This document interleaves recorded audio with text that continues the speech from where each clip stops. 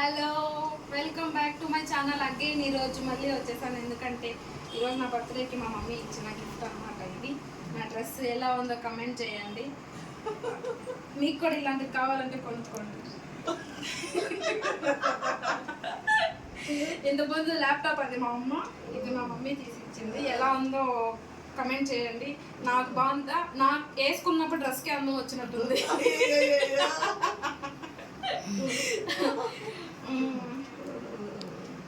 Happy birthday mummy. మా mummy